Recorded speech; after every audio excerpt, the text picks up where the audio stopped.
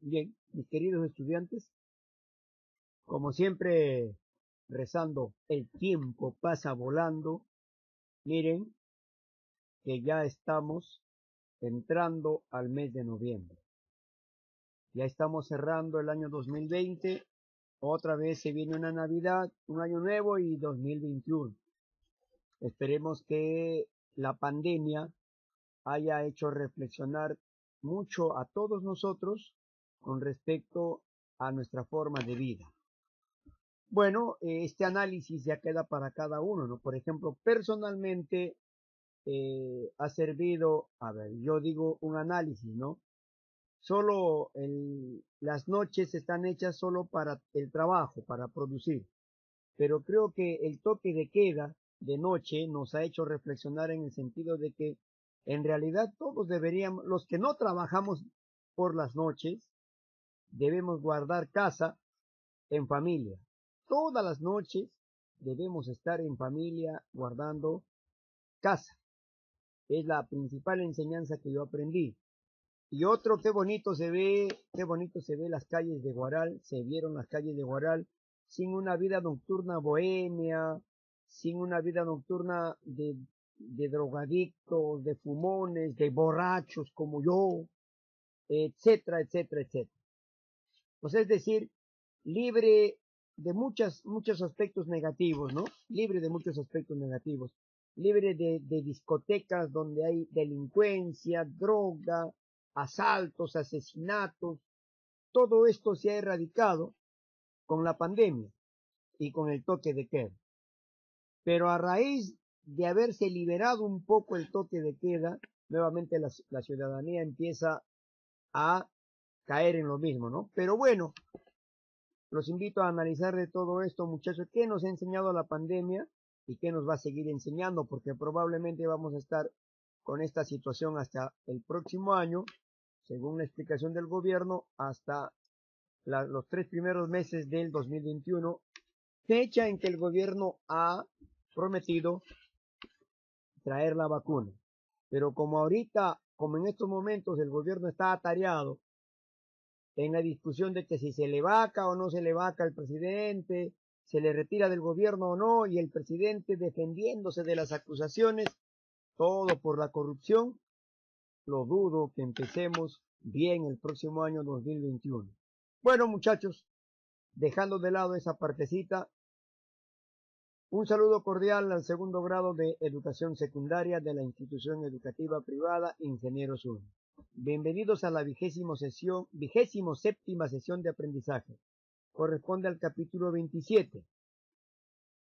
La asignatura es Historia Universal. Trabajo en el libro está en las páginas del 115 al 118. El tema de hoy es la monarquía francesa del siglo XVI. La clase pasada hemos hecho la monarquía española, ¿no? La monarquía española. Hoy entramos a la monarquía francesa. Quien les habla es el profesor David Guamán Manrique, el que ha elaborado este pequeño trabajo. Bien, rápidamente para ahorrar el tiempo, muchachos, es oro el tiempo. Vamos a interpretar primero cómo es que Francia ha llegado a convertirse en una monarquía absoluta, ¿ya? Cómo es que este reino francés, hay que recordar que el reino francés parte de un reino bárbaro, no el reino bárbaro anglosajón, no el reino bárbaro visigodo, no el reino bárbaro ostrogodo, no de esos reinos bárbaros, sino del reino franco. A razón de la existencia del reino franco, va a descender el reino de Francia, ¿ya? Y vamos a ver quiénes fueron sus principales reyes. Primero entendamos qué es monarquía absoluta. La monarquía absoluta es una forma de gobierno, ¿ya? La monarquía absoluta es una forma de gobierno en el que el rey tiene el poder absoluto. O sea, ya existe un rey ya. Para que haya una monarquía debe haber un rey con todos los poderes. Ella no existe, en esta monarquía absoluta no existe la división de poderes. No hay poder legislativo, primero, no hay poder ejecutivo, ¿no? No hay poder legislativo y no hay poder judicial. Todo recae en el monarca. ya recae en el monarca. Dice, aunque la administración de la justicia pueda tener una autonomía relativa en relación al rey, o sea, puede haber un poder judicial o puede haber un parlamento del poder legislativo, puede existir un poder ejecutivo, perdón, puede existir un poder judicial y un poder legislativo, pero al final el monarca absoluto puede cambiar las decisiones o dictámenes de los tribunales en última instancia o reformar las leyes a su voluntad. O sea, es decir, si el poder judicial determina algo, el rey lo puede cambiar. Si el poder legislativo saca una determinada ley, el rey lo puede anular. Entonces, el rey prácticamente tenía todo el poder, aún así de que existiera parlamento y poder judicial. Porque la palabra del rey es ley, ¿ya? O sea, ¿qué cosa hace el rey? Nombra y retira a sus asistentes en el gobierno a su voluntad. La unidad de todos los poderes suele considerarse justificada por estimar que la fuente del poder es Dios. O sea, ¿quién le da poder al rey? Dios, ¿ya?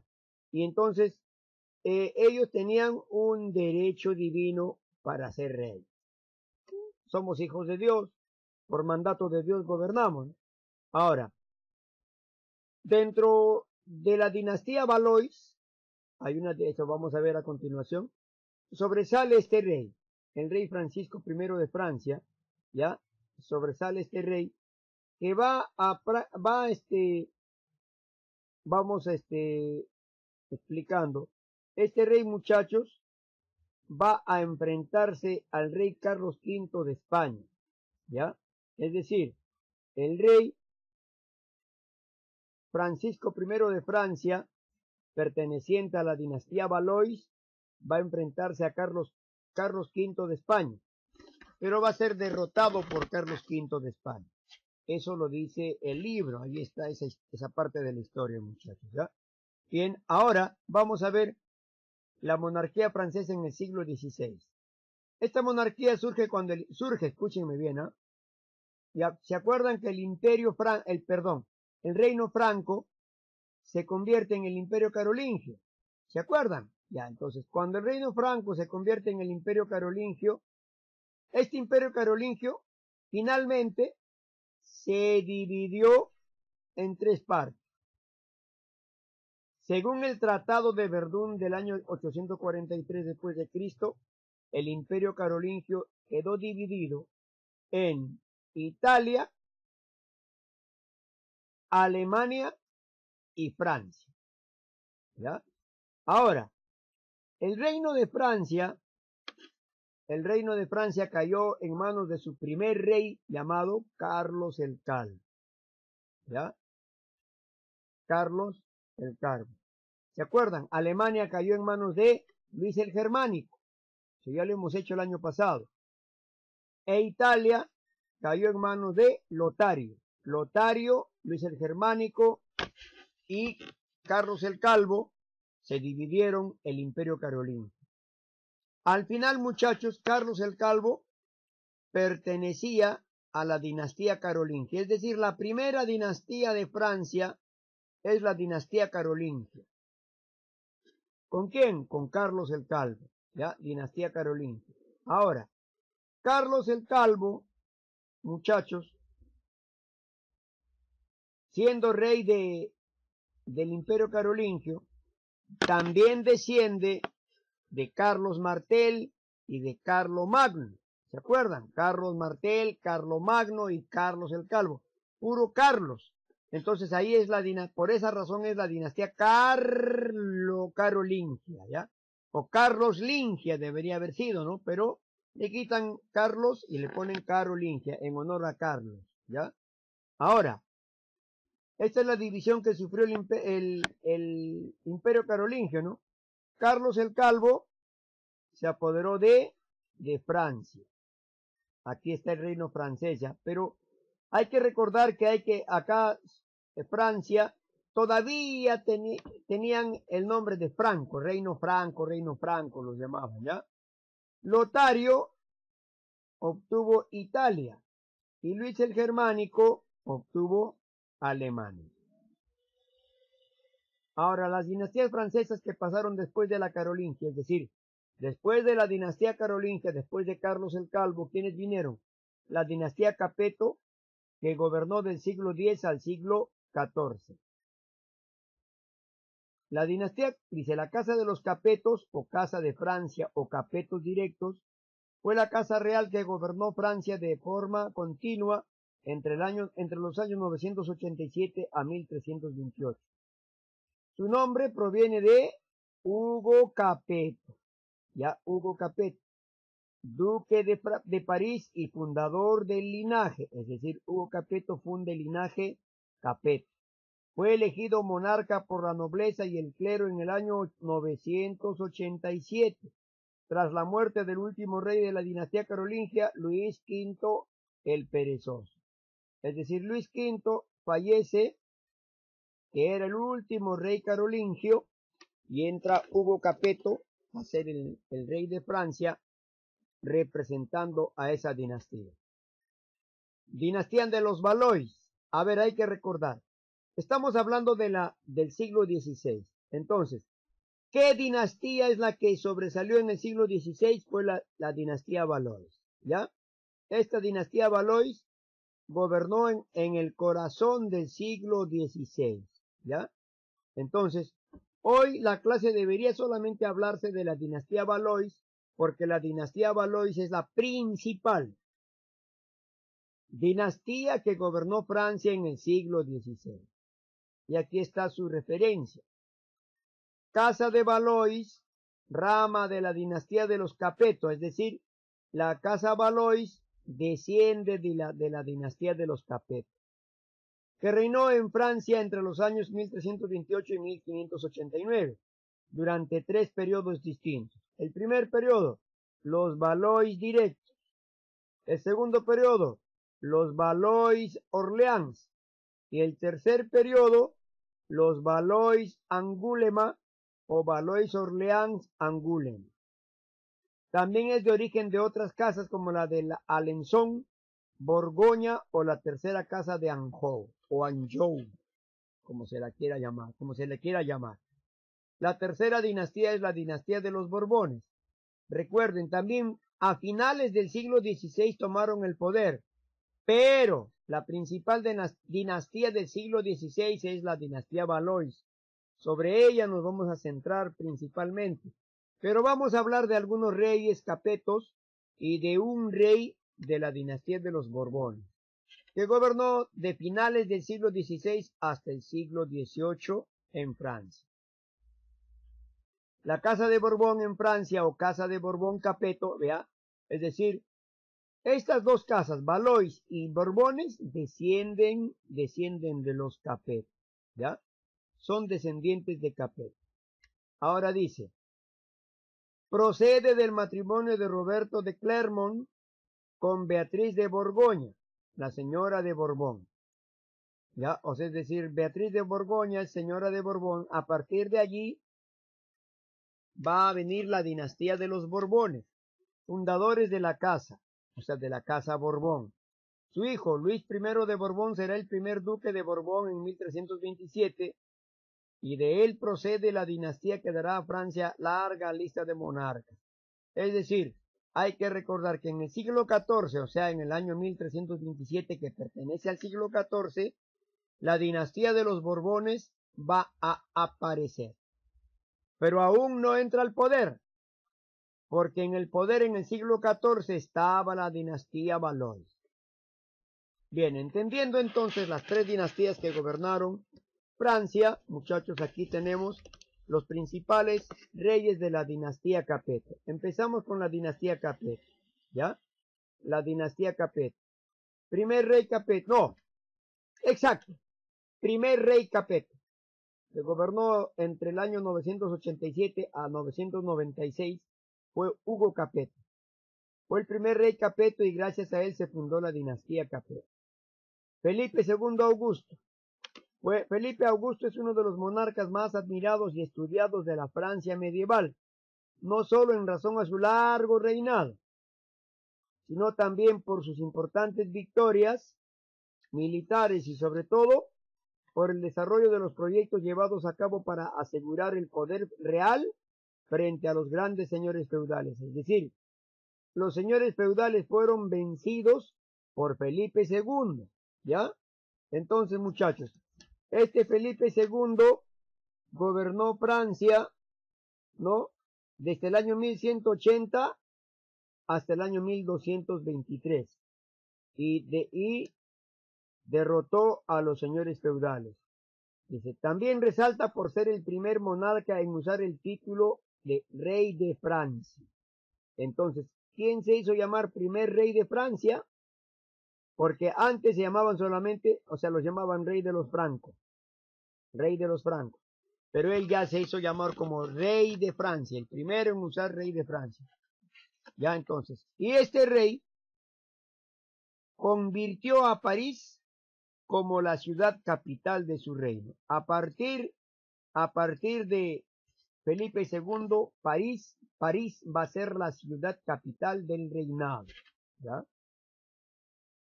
Luis IX o San Luis, que gobernó del 1220 a 1270. Ahora, a este rey lo llamaron San Luis, ¿saben por qué, muchachos? Porque defendió a la religión católica en la guerra de las cruzadas. ¿Se acuerdan qué eran las cruzadas? La guerra santa, entre católicos y musulmanes, ¿no? Entonces, este rey dirigió la séptima cruzada, aquí está, dirigió la séptima cruzada y defendió a la religión católica. Por esa razón se le declaró santo. Después de muerto, se le canonizó. Al canonizarse, reconocerlo como santo. Y en Francia, su fiesta lo celebran cada 25 de agosto. Felipe IV el Hermoso fue rey de Francia de la dinastía Capet. Se enfrentó al Papa de Roma, creando una nueva sede papal en la ciudad francesa de Aviñón. ¿Qué quiere decir? Este rey Felipe IV discutía quién tenía mayor poder, el Papa o el rey. Y siempre ha habido enfrentamiento entre el papado y el reinado. El papado siempre quería demostrar poder sobre los reyes. Y muchas veces, habían papas que eran los que reconocían la autoridad de un rey. Y cuando el papa reconocía la autoridad de un rey, indudablemente era el que más pesaba. Y el rey muchas veces al notar esta situación, buscaba anular este hecho. Por tanto, el rey Felipe IV el Hermoso, muchachos, ¿qué es lo que hizo? Se enfrentó al Papa de Roma y dijo, y creó un nuevo papado. Yo tengo mi propio papa y pum, en la ciudad francesa de Aviñón va a crear un nuevo papado. Va a ser entonces el tiempo, muchachos, en que la religión católica va a sufrir un primer cisma, ¿no? O sea, ¿qué cosa es un cisma? Una división. Van a haber dos papas, el Papa de Roma y el Papa de Aviñón. Ahora, es más, el rey Felipe IV el Hermoso juzgó a los caballeros templarios, los capturó y los sentenció a muerte con una sola intención. Estos caballeros templarios, en la guerra de las cruzadas que defendieron a la religión católica, los caballeros templarios lograron amasar grandes fortunas. Y entonces, por la sed de estas fortunas, Felipe IV el Hermoso va a hacer que los templarios sean acusados de herejes, condenados a muerte, asesinados, y luego con todas las riquezas de estos caballeros templarios, el rey Felipe IV el Hermoso se quedaría, ¿no? Dice, se quedaría con esas riquezas, ¿eh? ¿Ya? Ahora veamos principales reyes Valois de Francia del siglo XVI, del 14 al 16. El rey Enrique II sufrió varios reveses al final de su corto reinado. Hay que recordar, en la primera gráfica hemos visto al rey Francisco I. Aquí está, ¿ya? Aquí está el rey Francisco I, aquí está. El rey Francisco I de Francia, muchachos, fue el padre de este rey, el rey Enrique II. Acá dice, este rey fue hijo de Francisco I. Francisco I se enfrentó al rey Carlos V o Carlos I de España y fue derrotado. El rey Enrique II también fue derrotado por el rey Carlos V. ¿No? Dice acá, fue derrotado en Italia y en los Países Bajos. ¿Por quién? Por España. Y se vio obligado a aceptar en 1559 la paz de Cateau Cambresis y a renunciar definitivamente a las posesiones italianas. O sea, los territorios italianos que se había apoderado el rey de Francia, el rey Enrique II, se tuvo que renunciar porque España le obligó a renunciar a él. Persiguió a los hugonotes. Ahora, ¿quiénes fueron los hugonotes, muchachos? ¿Se acuerdan de Martín Lutero? Martín Lutero fue el que protestó y creó la religión protestante. Entonces, esta religión protestante llevada de Alemania, porque es la cuna del protestantismo Alemania, al llegar a Francia, los protestantes en Francia se van a llamar hugonotes. Entonces, ¿quiénes son los hugonotes? Los protestantes seguidores de Martín Lutero en Francia. ¿Ya? Ahora, el rey Enrique II murió en 1559. ¿Cómo murió? Durante un torneo contra Gabriel, conde de Montgomery. ¿Cómo murió? Así. Este es el rey Enrique II. Aquí están enfrentados dos caballeros, ¿no? El caballero conde de Montgomery es él, el que está aquí. Y va a atravesar su lanza en la garganta del rey Enrique II. Dice, a pesar de que fue atendido por los mejores médicos y cirujanos, que nada pudieron hacer por salvarlo, murió el rey Enrique II en este torneo de caballeros. El rey Carlos IX. Carlos IX de Francia, cuyo nombre de pila era Carlos Maximiliano de Francia, fue rey de ese país entre 1560 y 1574. Fue el cuarto rey de la rama Valois-Angoulême, de la rama llamada de Valois de la dinastía capetiana. Enfrentó la guerra religiosa, teniendo como enemigos a los hugonotes. También persiguió a los hugonotes, seguidores de John Calvino, de ideas protestantes. Y si siguieron a John Calvino, los hugonotes, John Calvino fue también el que abrazó la idea de Martín Lutero, ¿ya? John Calvino fue protestante en Inglaterra, ¿ya? Y estas ideas se llevaron también a Francia y aparecieron los hugonotes. Ahora, ¿qué es lo que sobresalió en el gobierno de Carlos IX? La matanza de Bartolomé o la masacre de San Bartolomé. En francés, Le Massacre de la Saint Barthélemy. Ya, su macho tiro mi francés, muchachos, ¿ah? ¿Qué cosa es la matanza de San Bartolomé o masacre de San Bartolomé? Es el asesinato en masa de hugonotes. O sea, es decir, ¿quién mata a todos los hugonotes? El rey Carlos IX en la matanza de San Bartolomé. Cristianos protestantes franceses de doctrina calvinista. Durante las guerras de religión de Francia del siglo XVI, comenzó en la noche del 23 al 24 de agosto de 1572 en París y se extendió durante meses por todo el país para exterminar con los hugonotes. Imagínense, muchachos. Este es el rey Carlos IX y acá está la matanza de San Bartolomé, ¿no? Cómo mueren todos los hugonotes asesinados por el ejército real de Carlos IX. El rey Enrique III. Enrique fue coronado rey de Francia el 13 de febrero de 1575 en la catedral de Reims. Aunque se esperaba que tuviera un heredero de su boda con Luisa de Lorena, se casaron el 14 de febrero de 1575, 14 de febrero, día de la amistad, día de los enamorados, día del amor y no sé qué más, no fueron capaces de concebir un hijo. En 1576, Henry, que también se le llamaba así, Henry o Enrique, firmó el edicto de Beaulieu, otorgando muchas concesiones a los hugonotes. Es decir, aquí con el edicto de Beaulieu, a los hugonotes que eran perseguidos por los anteriores reyes, este rey les va a dar concesiones, muchos favores, va a prohibir la matanza de los hugonotes, y entonces por esa razón su acción dio lugar a que el activista católico Enrique de Guisa, o sea, un defensor del catolicismo, forme la Santa Liga Católica, mejor conocida como simplemente como la Liga.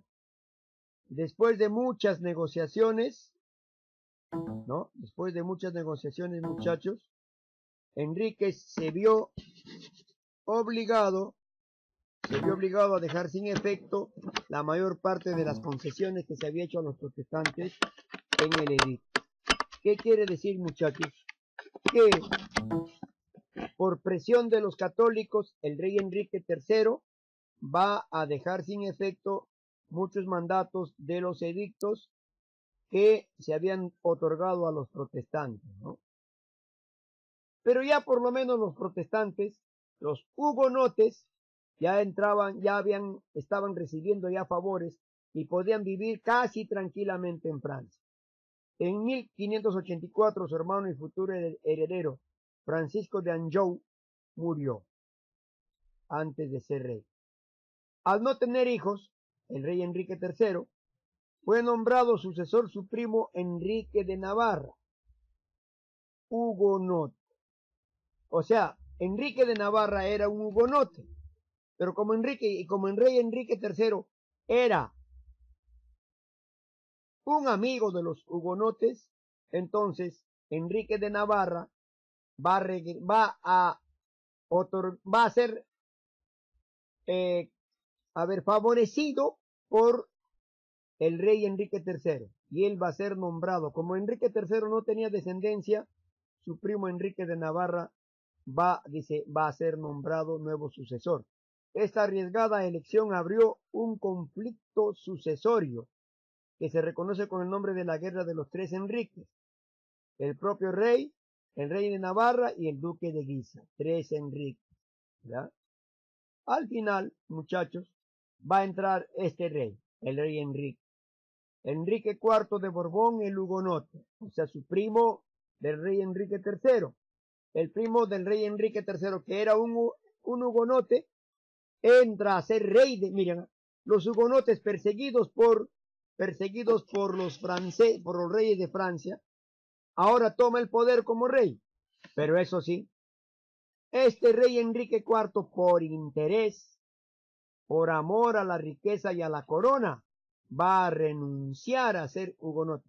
Renuncia de ser hugonote. Entonces este rey para llegar a la corona francesa tuvo que renunciar a sus ideales de hugonote. Traicionó a los protestantes como tal para llegar a ser rey. ¿Y qué dijo? Dijo, París, que era el centro del reinado, bien vale una misa. ¿Qué quiere decir? Misa no hacen los protestantes. A ellos le llaman culto, pero no misa. Entonces, ese que hacía culto, cuando era protestante hugonote, dijo, no, mejor me pongo a hacer una misa, porque al hacer misa voy a ser rey de París y rey de Francia. Por eso se dice acá, se interpreta de que los hugonotes no celebraban las misas, porque estaban en contra de ella, pero por, entre comillas, por amor al trono de Francia, hago misa traicionando a mis ideales con tal de ser rey. Eso hizo el rey Borbón. Muchachos, este es el rey traidor, ¿no? El rey Borbón. Este rey demostró que por encima de todo están los intereses personales. Bien, mis queridos muchachitos, ahora sí la grabación es corta porque está sintetizado todo el trabajito. Ahora hay que hacer el trabajo de extensión siguiente. Hoy día mismo, antes de que acaben las clases, desarrollen las páginas 117 y 118. Se ayudan con este video y se ayudan con el libro. Ya ahí también hay datos muy importantísimos que hay que rescatar. Hoy mismo, antes de que acaben las clases, envían este trabajo de extensión. Para el próximo lunes 2 de noviembre ya estamos noviembre. Luego diciembre y chao año 2020. Envían la foto de los mapas conceptuales copiados en el cuaderno. La hora de envío es de 9 a 9:30 am. Mis queridos estudiantes, gracias y hasta la próxima clase. Me parece que esta es la grabación más corta de todo el año. Bien, muchachos, entraremos al Zoom un poquito para aclarar estas ideas y reforzar lo que probablemente pueda no quedar claro en esta grabación. Bien, queridos estudiantes, conmigo será hasta una próxima oportunidad.